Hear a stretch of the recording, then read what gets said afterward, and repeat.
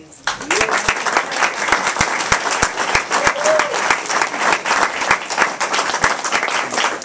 Thank you all so much for being here. Senator, thank you for having us.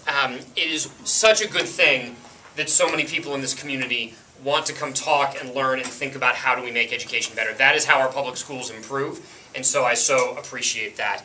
I am going to start with a short story and then talk a little bit about what I see that works at the school level and then what I see that works that I think we need to be doing at the broader level. Muchísimas gracias a todos ustedes por estar aquí. Muchísimas gracias a ella para invitarnos.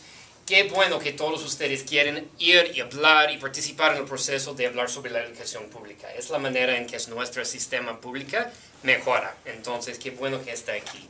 Voy a empezar con una introducción y un cuento corto y después 3 ideas sobre lo que yo veo que anda bien en la escuela y también 3 ideas sobre lo que veo que anda bien en un sistema un poco más grande. So I'm also from Denver, born and raised, and got my start in education running a program called Summer Bridge, which worked, still does, it's now known as Breakthrough, and worked with families in middle school all over the city. And a couple of our big schools that we started in were Kepner and Richel. And we worked with students doing a college prep summer enrichment, and then school year support for kids talking about how every kid deserves a chance to go to college and working on that vision. And my experience of that, this is like 2002, 2003, is of going to middle school classrooms all around the city, and I would start my recruiting presentation with a question of who in the room wants to go to college, of 6th grade, this is 11-year-olds, 6th grade kids. Every room, every school, somewhere between 98 and 100% of kids raised their hand, all but one raised their hand. So that was 2002. Those kids were in 8th grade in 2004. The Denver Scholarship Report tracked those kids all the way through high school.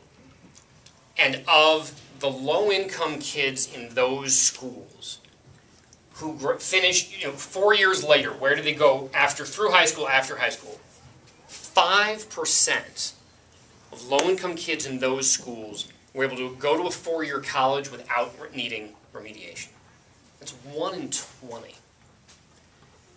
And the reason we started West Denver Prep is because I was really angry about that, and I knew a lot of families who were really angry about that.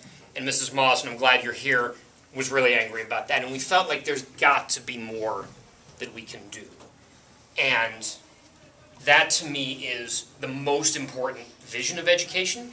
That stat has gotten a little better since then. We've got a really long way to go. It's going to take all of us working together in Denver to make that better.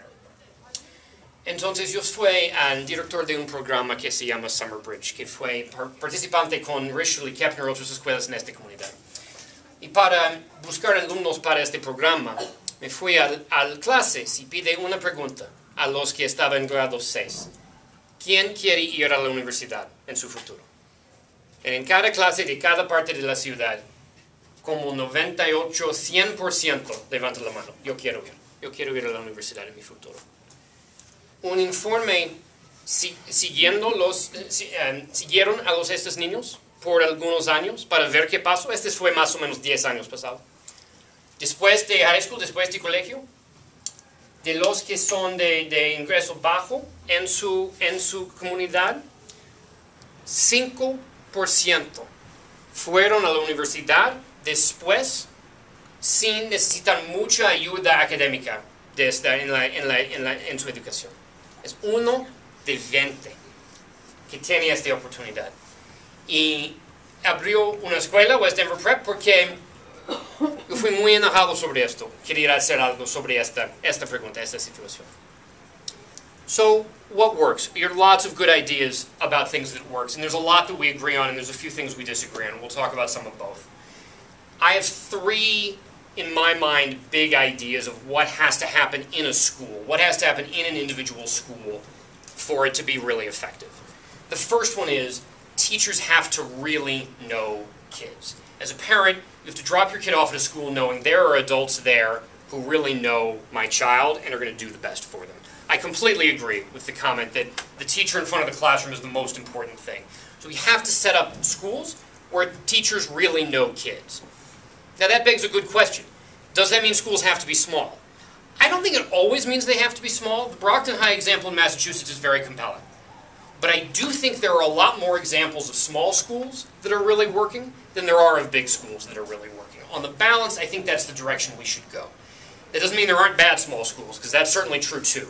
But I think on the balance, we need small schools where teachers really know kids, and where we work to make sure that there's reasons why teachers need to know kids. Representative Duran in the House has put forth a parent involvement bill that speaks to some of those ways in which we might get better at that.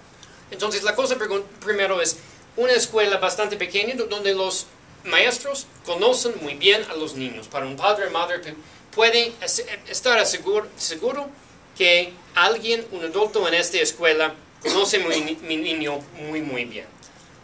Creo que es más fácil hacer esto en escuelas pequeñas.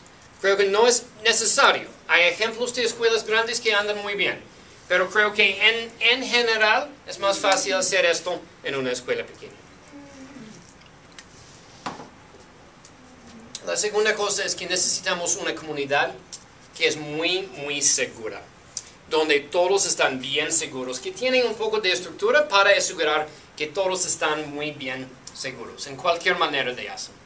The second thing, I think, we have to have safe schools in all ways and in all manners, so that families know and trust our system, that their kids are safe when they go to school. There needs to be enough structure in place so that that can happen, and that can happen well. There's a lot of really good things going on right now about anti-bullying measures for kids of all backgrounds in all places. We have to continue that, we have to do it more, and we have to do it better, so that schools are safe for all of our kids. The third thing, I think, at the school level is there has to be a really powerful, compelling vision that all kids, no matter where you grew up, no matter how much money your family has, deserve a real opportunity to go to a four-year college. And that fundamentally has to be present everywhere we are. I'm not saying that everyone should go to college. I'm saying everyone should have the choice to go to college.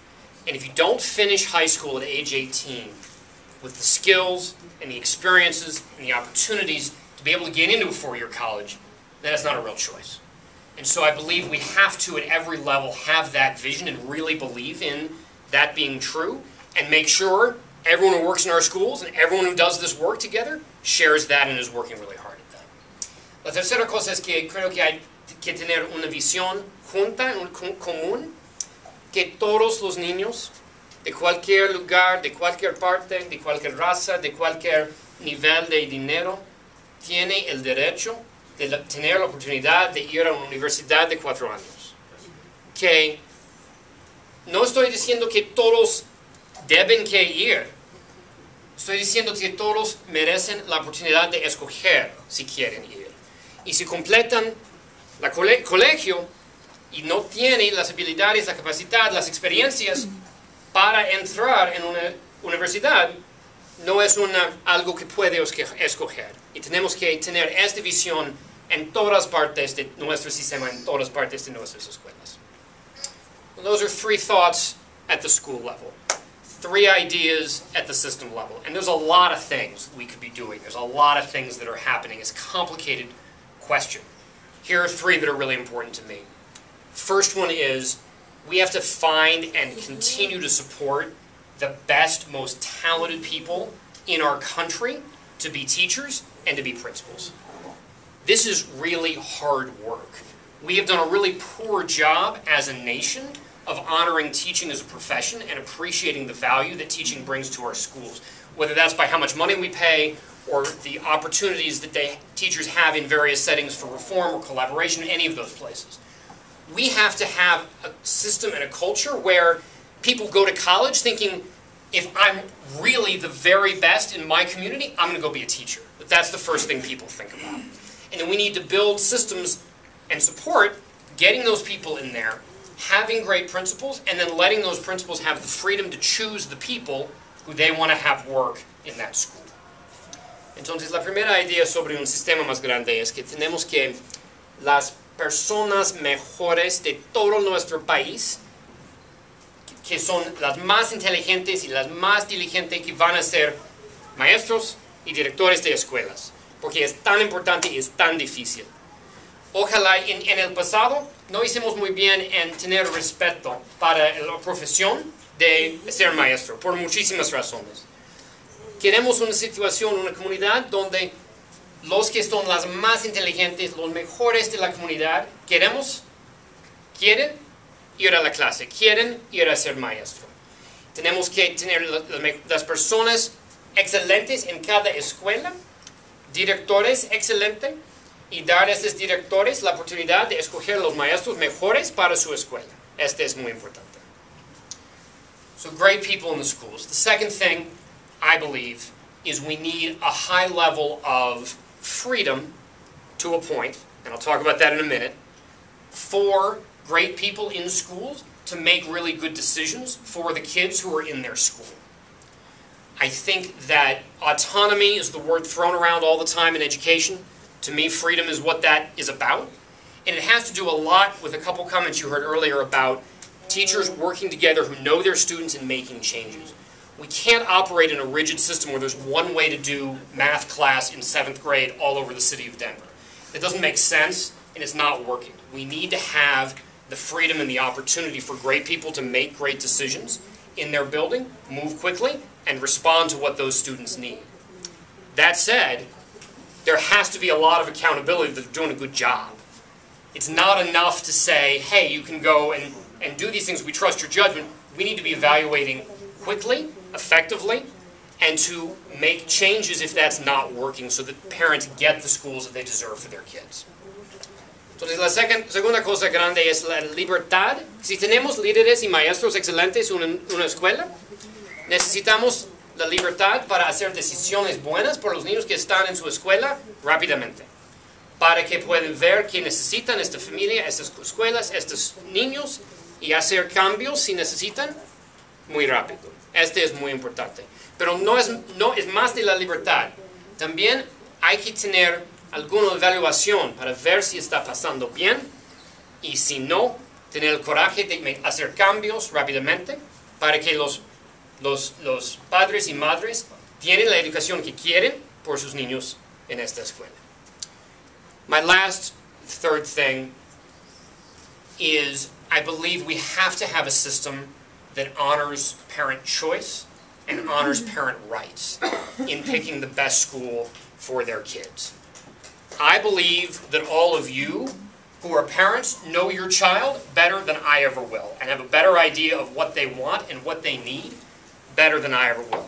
We're going to get to know them really well, and we're going to do a really good job at that. But it's your child, it's your system, and I think you need the choice to make the best choice of a school that you want for your kid, because I believe parents deserve that.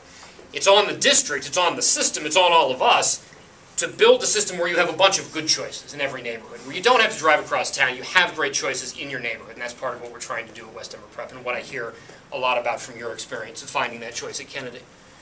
La tercera cosa a mí, que es tan importante a mí, es que los padres y las madres tienen el derecho y la oportunidad de escoger la escuela que quieren por sus niños. Ustedes conocen sus niños mejor que nadie, tienen esta información. Entonces, tienen el derecho y la oportunidad de escoger la escuela que quieren para ver cuál necesitan para usted. Creo que la responsabilidad de los maestros, directores, todos nosotros, es hacer un sistema, crear un sistema donde hay opciones buenas en todas partes de la ciudad. Entonces están escogiendo de algunas oportunidades muy buenas. I don't want to go on much longer because I'd like there to be time for your questions and discussion with all of us. I will say the story I started with of students with a hand raised of I want to go to a four-year college, we have a long way to go to get to a point where every student is really making that choice, and I really welcome all of your participation in this conversation as one of many important ways to help us get there. Voy a parar porque quiere tiempo para conversación y preguntas y todo esto, pero nomás quiero decir este cuento al principio de tener estos salones de niños de grado 6 con mano levantado que quiere ir a la universidad. Tenemos que trabajar muchísimo juntos para realizar esta posibilidad. Hay mucho que tiene que hacer y su participación en una conversación como esta es una bien manera para hacerlo. So thank you so much. Muchas gracias.